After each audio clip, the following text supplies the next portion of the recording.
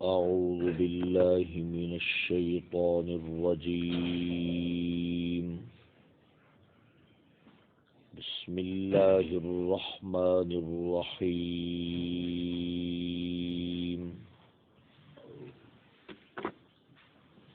الرجال قوامون على النساء بما فضل الله بعضهم على بعض وبما أنفقوا من أموالهم فالصالحات قانتات حافظات للغيب بما حفظ الله.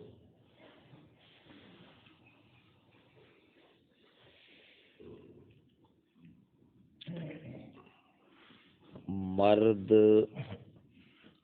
حاکم ہیں عورتوں کے اوپر بسبب اس بات کے کہ فضیلت دی اللہ نے ان کے بعض کو بعض پر، اور بسبب اس کے کہ یہ مرد خرچ کرتے ہیں عورتوں پر اپنے مال. پس نیک عورتیں وہ ہیں جو فرما برداری کرنے والی ہیں اور خاوند کی پیٹھ پیچھے حفاظت کرنے والی ہیں اس چیز کی جس کی حفاظت کا اللہ نے حکم دیا ہے.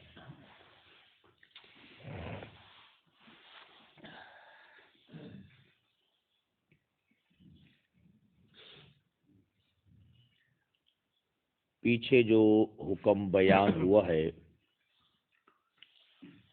جس میں اللہ رب العزت نے فرمایا کہ ان فضائل میں، ان کاموں میں جن میں میں نے فطری طور پر اپنے تقسیم والے قانون سے بعض کو بعض سے اوپر کر دیا ہے، لا تتمنوا، اس کی تمنا نہ کرو. آپ جانتے ہیں کہ وہ جو ساری آیت مبارکہ ہے اس کا شان نزول ہے، وہ اصل میں عورتوں کے سوال ہی کے جواب میں اس کو نازل کیا گیا.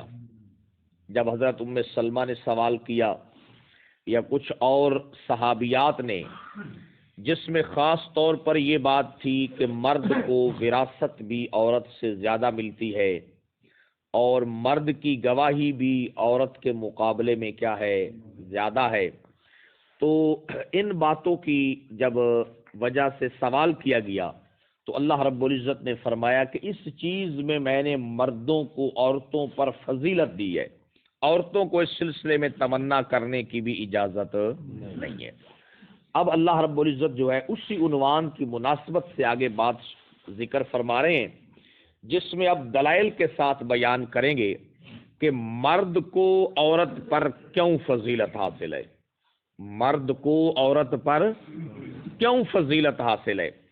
اب یہاں پر یہ بات پیچھے بھی سمجھا چکا ہوں کہ اس فضیلت کا تعلق نماز، روزے، زکوٰۃ، حج، حسن کردار اور حسن عمل کے ساتھ. اگر کوئی عورت حسن کردار اور حسن عمل والی ہے اور اس کا خامد نہیں ہے تو کیا خیال ہے پھر اجر و ثواب کے اعتبار سے، درجات کے اعتبار سے پھر بھی خامد اونچا ہے؟ نہیں. یہ بات ذہن میں رکھ لے، سمجھ آئے گی تاکہ آپ کو بات سمجھ میں آ جائے کہ یہاں پر اب جو فضیلت بیان کریں گے اور اللہ اس فضیلت کے اوپر دلائل بیان کریں گے کہ مرد کو فضیلت کیوں حاصل ہے. اس میں نماز کا تذکرہ نہیں ہے، روزے کا تذکرہ نہیں ہے، حسن کردار اور حسن عمل کا تذکرہ نہیں ہے، وہ اور وجوہات کے اعتبار سے وہ یہ ہے کہ اللہ فرماتے ہیں کہ جس طرح کوئی بڑی ریاست ہو، کیا ہے، کوئی بڑی ریاست ہو، کوئی بڑی سلطنت ہو، اس کے اندر دو چیزوں کا ہونا ضروری ہوتا ہے. ایک تو یہ ہے کہ اس ریاست کا کوئی نہ کوئی قانون ہو، اس ریاست کا کیا ہے، کوئی نہ کوئی جنگل کا قانون نہ ہو کہ جس کے جی میں جو آئے مرضی کرتا پھرے. نہیں، اس کے لیے اگر آپ چاہتے ہیں کہ آپ اس ریاست کو ایک نظم و ضبط کے ساتھ، ایک ترتیب کے ساتھ اور پرامن طریقے سے چلانا چاہتے ہیں تو اس ریاست کے لیے باضابطہ کسی قانون کا ہونا کیا ہے؟ ضروری ہے۔ اچھا قانون ہو، قانون نافذ کرنے والے نہ ہوں تو پھر بھی کوئی فائدہ ہو سکتا ہے؟ قانون تو موجود ہے مگر اس کو نافذ کرنے والا کوئی نہیں ہے تو پھر بھی کوئی فائدہ نہیں ہوگا۔ تو اللہ رب العزت یہاں پر جو فضیلت بیان کر رہے ہیں نا وہ گھر کی چھوٹی سی ریاست کے اعتبار سے ہے۔ وہ جو گھر کی ایک چھوٹی سی ریاست ہے، بڑی ریاست میں قانون نہ ہو تو وہاں پر تباہی ہو جاتی ہے، تو اللہ فرماتے ہیں کہ گھر کی جو چھوٹی سی ریاست ہے نا، اس ریاست کی سربراہی کے دو کینڈیڈیٹ ہیں۔ اس کی سربراہی کے کتنے کینڈیڈیٹ ہیں؟ دو ہیں، ایک مرد ہے اور ایک کیا ہے؟ عورت ہے، یا اور آسان کر دوں، ایک ماں ہے اور ایک کیا ہے؟ باپ ہے۔ اب اللہ فرماتے ہیں کہ اس کی جو سربراہی ہے نا وہ میں نے خود عورت کے مقابلے میں مرد کو دے دی ہے۔ وہ سربراہی میں نے کس کو دے دی ہے؟ مرد کو دے دی ہے۔ سمجھ آئے گی؟ قرآن مجید کے الفاظ دیکھیں، ایک ایک لفظ کا ترجمہ دیکھیں تاکہ بات سمجھ میں آ جائے۔ اللہ فرماتے ہیں، اور اب آپ کو سمجھ آ گئی کہ یہ فضیلت نماز اس کا تعلق اس کے ساتھ نہیں ہے، اس کا تعلق گھر کا جو نظام سلطنت ہے نا اس کو چلانے کے اعتبار سے ہے کہ وہ اس کے جو دو امیدوار ہیں، ان دو امیدواروں میں سے اس نظام سلطنت جو ہے اس کو چلانے کی ذمہ داری کس پر ہے؟ تو اللہ فرماتے ہیں کہ وہ چونکہ مرد پر ہے اس وجہ سے مرد کو عورت پر کیا دی گئی ہے؟ فضیلت دی۔ اب ذرا الفاظ سنیے، قرآن مجید کے بڑے خوبصورت الفاظ ہیں، مفسرین نے بڑی خوبصورت باتیں کی ہیں، ذرا سنیے۔ اللہ فرماتے ہیں الرجال، مرد، قوامون علی النساء، یہ قوام ہیں، یہ کیا ہیں؟ قوام ہیں، علی النساء، کن کے اوپر؟ عورتوں کے اوپر۔ کن کے اوپر؟ اب ذرا دیکھیے، پہلے میں یہ عربی کا الفاظ ہے، اس کو آپ سمجھنے کی کوشش فرمائیں۔ لفظ جو قوامون ہے نا یہ جمع ہے، کیونکہ سارے مردوں کو کہا گیا ہے، سارے مرد جو ہے نا وہ قوامون ہیں، کن کے اوپر؟ عورتوں کے اوپر۔ قوامون یہ جمع ہے، اس کا واحد آتا ہے قوام، اس کا واحد کیا آتا ہے؟ ایک لفظ آپ جانتے ہیں نا قیام، قیام جانتے ہیں نا، وہ اسی قیام سے اس میں مبالغہ ہے، جیسے خوبصورت سے بہت خوبصورت، سمجھ آئے گی جناب والا، اس میں مبالغہ ہے، قوام اسی سے اس میں مبالغہ ہے قیام سے، سمجھ آئے گی نا؟ تو مردوں کو کہا گیا ہے کہ یہ قوام ہے، یہ کیا ہے؟ قوام ہے۔ اللہ عورتوں کو سمجھا رہے ہیں یہ تمنا نہ کرو جس میں میں نے ان کو فضیلت دی ہے، اس لیے کہ تمہاری چھوٹی سی جو گھر کی سلطنت ہے نا اس کا قیام تمہاری وجہ سے نہیں، مردوں کی وجہ سے ہے۔ اب یہ بڑی عجیب بات ہے، گھر کی جو چھوٹی سی سلطنت ہے اس کا جو قیام ہے، اس کا جو کھڑا ہونا ہے، اس کا جو ٹھہراؤ ہے، اس کی جو مضبوطی ہے وہ تمہاری وجہ سے نہیں، وہ کس کی وجہ سے ہے؟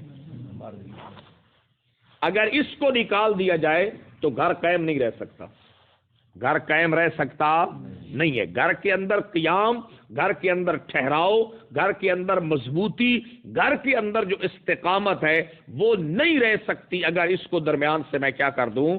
نکال دوں۔ تو اللہ فرماتے ہیں کہ یہ بات تمہیں سمجھ جانی چاہیے عورتوں کو کہ تمہارے گھر کا جو قیام ہے، تمہاری سلطنت کا جو جناب والا نظام ہے، یہ اس وقت برقرار رہ سکتا ہے جب اس کے قوام اور اس کو قیام کرنے والی تم نہ ہو بلکہ قیام کرنے والے کون ہو؟ مرد ہو۔ سمجھ آئے گی جناب؟ تو اس مناسبت سے اللہ رب العزت نے یہ بات ذکر کی ہے قوام کے اعتبار سے۔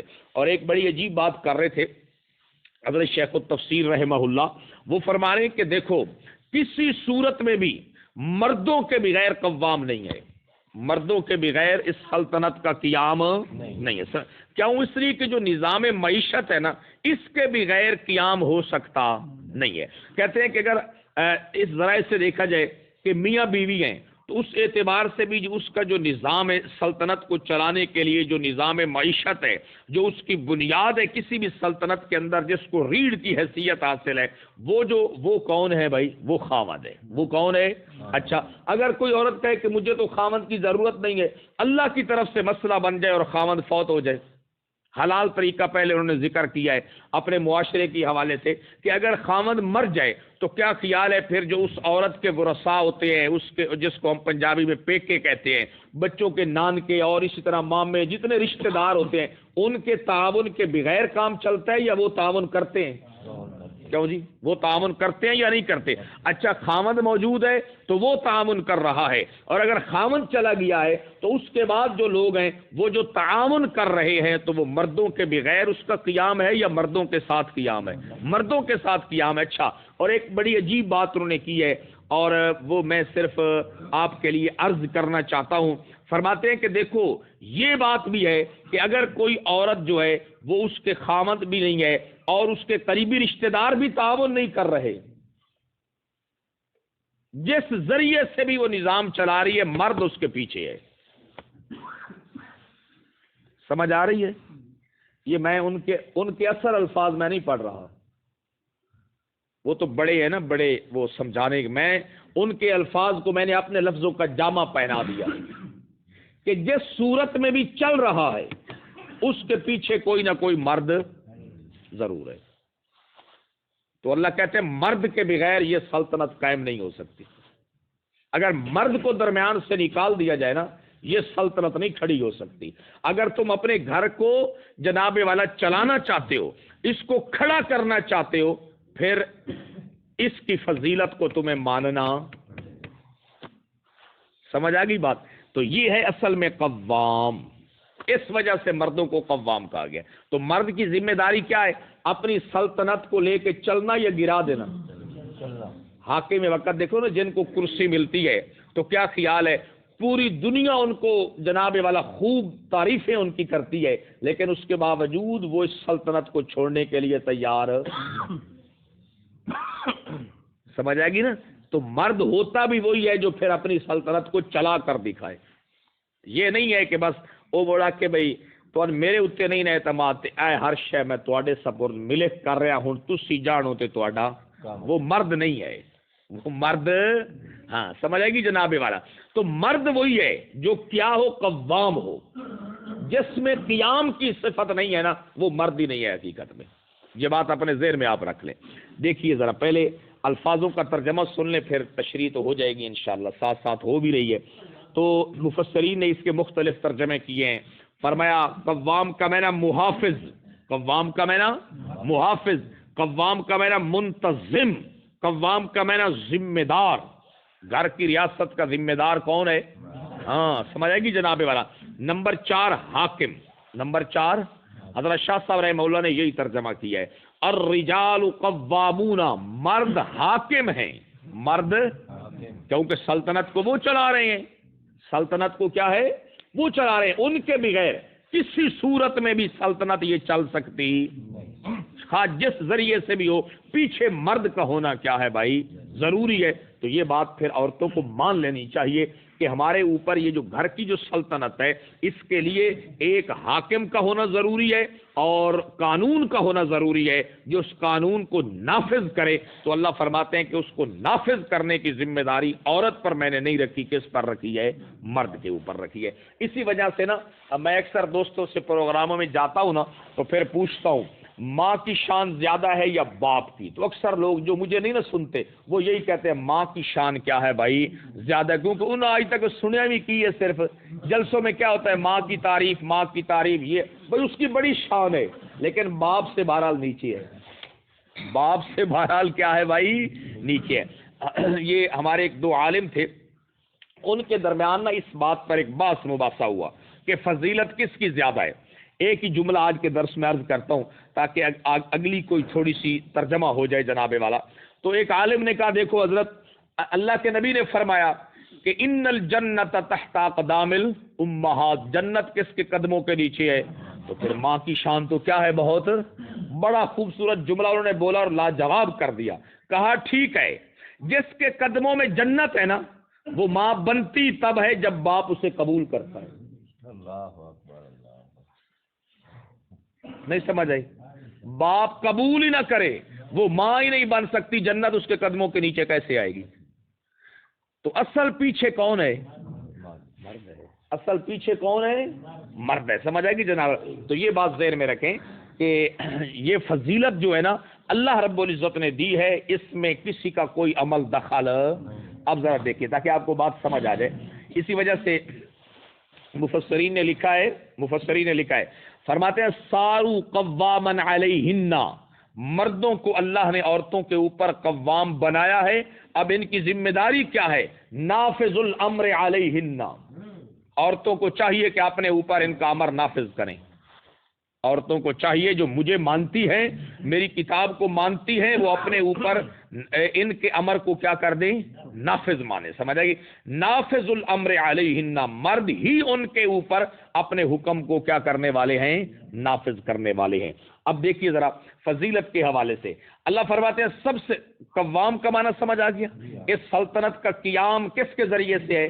مرد کے ذریعے سے. سمجھ، بغیر مرد کے یہ سلطنت کھڑی رہ سکتی نہیں ہے، اور اگر مرد ہی اس سلطنت کو گرا دے تو وہ مرد ہی نہیں ہے. مرد کو چاہیے کہ اپنی سلطنت کو کسی بھی صورت میں ہو اس کو چلاتا رہے، اس کو کیا کرتا رہے؟ چلاتا رہے. سمجھ آئے گی جناب؟ دیکھو جو حکومتیں ہوتی ہے نا، ان کے ساتھ جو چلنے والے لوگ ہوتے ہیں ان میں ہزاروں خامیاں ہوتی ہیں، ان میں بڑے مسائل ہوتے ہیں، مگر اس کے باوجود حاکم وقت اپنی سلطنت کو ان کی وجہ سے گرا دیتا ہے، بلکہ ان کو بھی ساتھ لے کے چلتا ہے، ان کے اوپر بھی پردے ڈالتا ہے، اپنے اختیارات استعمال کر کے نا ان کو بھی بچانے کی کوشش کرتا ہے. مرد کی یہی ذمہ داری ہوتی ہے کہ اس نے سلطنت کو چلانا ہے، اس نے سلطنت کو گرانا نہیں ہے. اگر اس کی رعایا میں سے کسی کی کوئی خامی، کسی کا کوئی مسئلہ اس کے سامنے آتا ہے تو یہ نہیں ہے کہ ایکشن لے کر سلطنت ہی گرا دے، بلکہ اپنی رعایا کا دفاع کر کے اپنی سلطنت کو بچائے، اپنی سلطنت کو کیا کرے؟ ہاں سمجھ آئے گی جناب؟ تو ہمارے ہاں تو سامنے مسئلہ آتا ہے، ہم سب سے پہلے اپنی سلطنت کو گرانے کے چکر میں ہوتے ہیں کہ اس سلطنت کو ہی کیا کر دو بھائی؟ گرا دو. اس کو گرانا نہیں ہے. دیکھو پیچھے اللہ نے اس کی حد بیان کر دی ہے، اس سلطنت کو لے کر چلنے کی حد بیان کر دی ہے کہ اگر تمہاری بیویوں سے واضح بے حیائی ہو جائے، 4 گواہ گواہی بھی دے دے، پھر بھی طلاق، اسے ایک توبہ کا کیا دو. ہو سکتا ہے وہ توبہ کر لے، رب اس کو بھی معاف کر دے گا اور تمہیں بھی کیا کر دے گا. یہاں تک اس سلطنت کو مرد کو بچانے کا حکم ہے.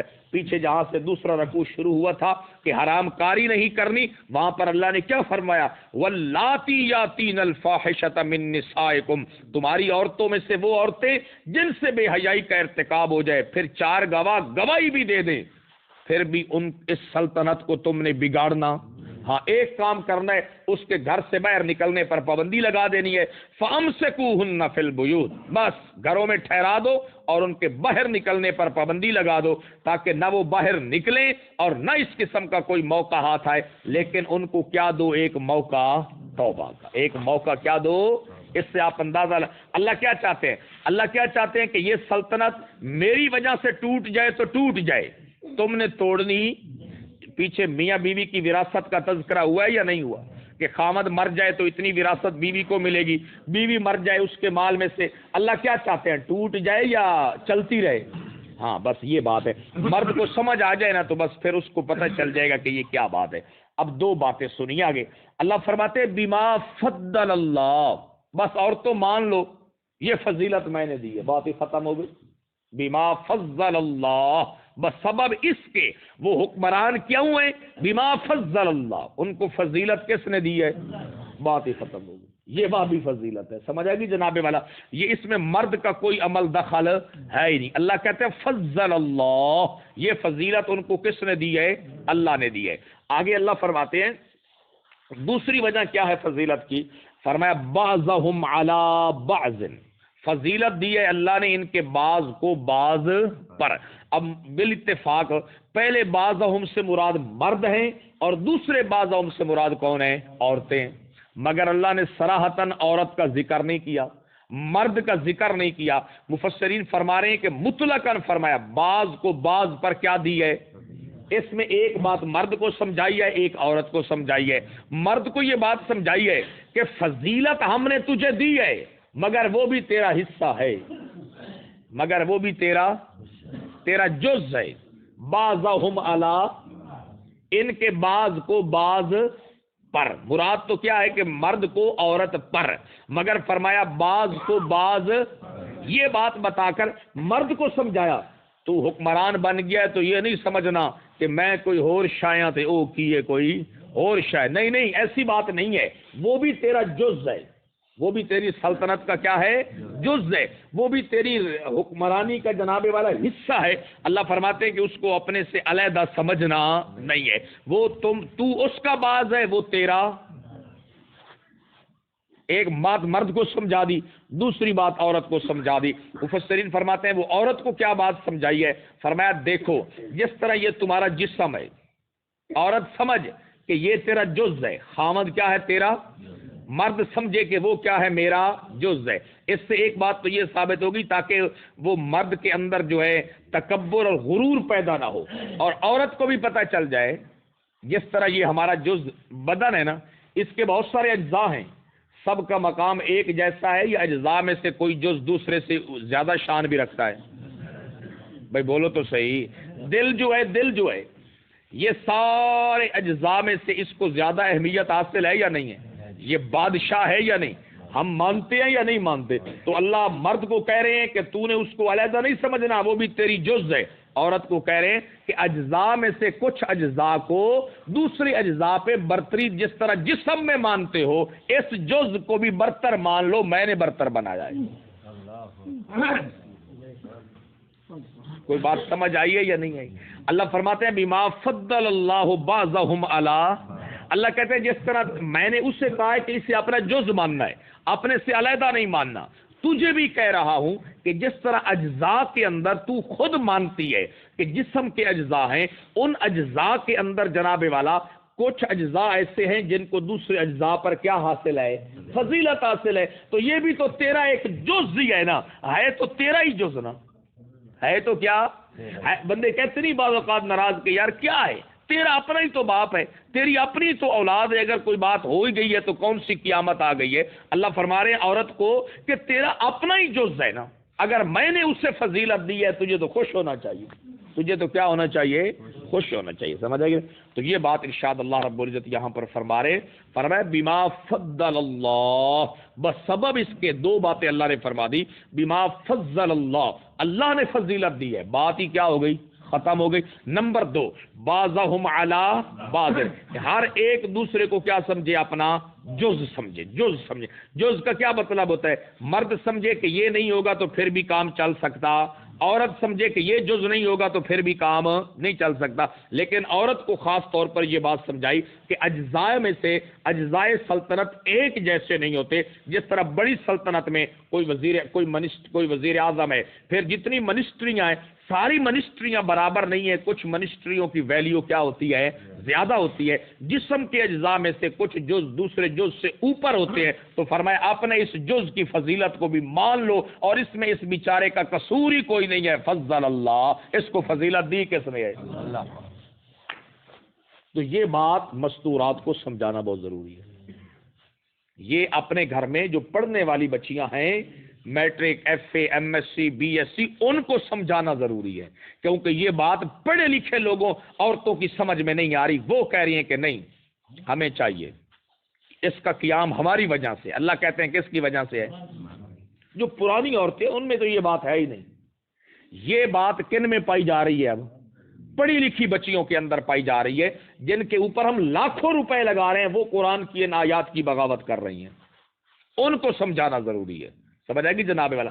تو صحابہ کرام تو یہ کام کرتے تھے کہ مسجد نبوی سے جو سنتے تھے وہ گھر میں جا کر بھی سنایا، اب قرآن کھول کر ان کو بتاؤ، ترجمہ ان کے سامنے رکھو کہ اللہ کہہ رہے ہیں یہ بات ہے، اس بات کو تم نے ماننا ہے، چھوٹی سی سلطنت کا قیام تمہاری طرف رب نے نسبت نہیں کی، کس کی طرف کی ہے؟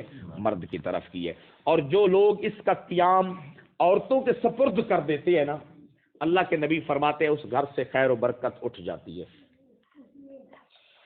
اللہ اکبر۔ یہ ایک حدیث سے پاک آپ کے لیے آخر میں عرض کرتا ہوں، کتاب الفتن، اللہ کے نبی نے اس باب کو فتنوں میں، امام بخاری نے اس حدیث سے پاک کو ذکر کیا ہے کہ عورت سربراہ بن جائے تو یہ سوائے فتنے کے اور کچھ بھی نہیں، مشورہ وغیرہ آپ لے سکتے ہیں مگر فیصلہ کس کا ہوگا؟ یہ اب ہم خود دیکھ لیں کہ ہمارے پاؤں میں اتنی طاقت ہے یا یہ تو اللہ ہی بہتر جانتا ہے. سمجھ آئے گی. یہ تو شیخ سعدی کی کسی نے بڑی تعریف کی تھی نا. شیخ سعدی نے کہا من آنم کے من دانم, میں وہ ہوں جو میں اپنے آپ کو خود جانتا ہوں, تو چھوڑ اس بات کو. سمجھ آئے گی نا جناب والا. یہ دیکھیے وہ ایران کا بادشاہ تھا نا خسرو پرویز کسرا, وہ اللہ کے نبی نے اس کے پاس خط بھیجا تو اس نے اللہ کے نبی کے خط کے کیا کر دیے, ٹکڑے ٹکڑے کر دیے. تو اللہ کے نبی نے فرمایا کہ جس طرح اس نے مجھے ٹکڑے کیا ہے اللہ تو بھی اس کو کیا کر دے. چند دنوں کے بعد اس کا جو بیٹا تھا نا اس نے اس کو کیا کر دیا, قتل کر دیا. تو لوگوں نے کہا کہ بھائی بنانا تو ہم نے اسی میں سے ہے, تو بیٹے کو قتل کر دیا. تو بیٹی کو انہوں نے بیٹے کو بنایا نہیں, اس کی بیٹی کو اس کی جگہ کے اوپر کیا بنا دیا, سلطنت کا سربراہ بنا دیا. جب اللہ کے نبی کے پاس خبر پہنچی, حضرت ابو بکر رضی اللہ تعالی عنہ فرماتے ہیں لما بلغ النبی صلی اللہ علیہ وسلم, جب پہنچی اللہ کے نبی کے پاس یہ بات کہ ان فارسن, بے شک فارس والے, ملکو, انہوں نے حکمران بنا دیا ہے, ابنت کسرا, کسرا کی بیٹی کو, کسرا کی بیٹی کو. اللہ کے نبی نے فرمایا لن یفلح قوم, وہ قوم ہرگز نہیں کامیاب ہو سکے گی, ولو امرہم امراتن, جنہوں نے اپنے معاملات اور اپنے امر کا اختیار عورت کو دے دیا. مشورہ لینا چاہیے گھر میں کہ اس کام کے لیے کیا کرنا ہے, لیکن فیصلہ کس کا نافذ ہونا چاہیے. ہاں یہ بات مردوں کو بھی سمجھنی چاہیے, عورتوں کو بھی کیا ہے بھائی سمجھنی چاہیے, کیونکہ اللہ کے نبی فرما رہے ہیں کہ جب امر کا اختیار ان کے پاس آئے گا خیر نہیں پھیلے گی, فتنے پھیلیں گے. خیر نہیں پھیلے گی بلکہ کیا پھیلیں گے, فتنے پھیلیں گے. جو سربراہ ہے اسی کو چاہیے کہ وہ فیصلے خود کرے. سمجھ آئے گی نا. جس طرح ہم حکومت وقت پہ تنقید کرتے ہیں نا کہ فیصلہ عمران خان خود نہیں کر رہا, کوئی اور چیز کہہ رہے ہیں یا نہیں کہہ رہے, تو پھر ہم کیا کہہ رہے ہیں کہ ملک میں خیر پھیل رہی ہے یا فتنے پھیل رہے ہیں. تو پھر ہمیں چاہیے کہ ہم اپنی سلطنت کے فیصلے تو خود کریں نا. جب ہم عمران خان سے ناراض ہیں کہ وہ فیصلے خود نہیں کر رہا, کہیں اور سے فیصلے ہو رہے ہیں, تو پھر ہماری سلطنت کے فیصلے بھی کس کے پاس سے, ہمارے پاس سے ہوں گے, تو انشاءاللہ خیر ہوگی. سمجھ آئے گی. باہر سے فیصلوں کے لیے مشورہ ہو سکتا ہے, اپنے جو سلطنت کا جز ہے مشورہ اس سے بھی ہو سکتا ہے, مگر فیصلہ کس کا ہوگا, ہمارا اپنا ہوگا. اگر تو مرد ہیں تو پھر قوام بھی ہمیں ہونا چاہیے, کیونکہ اللہ نے فرمایا میں نے مردوں کو کیا بنایا ہے, قوام بنایا ہے. اللهم انت السلام ومنك السلام تبارك يا ذا الجلال والاكرام. اللهم لا مانع لما اعطيت ولا معطي لما منعت. لا اله الا الله وحده لا شريك له, له الملك وله الحمد. اللهم اني على ذكرك وشكرك وحسن عبادتك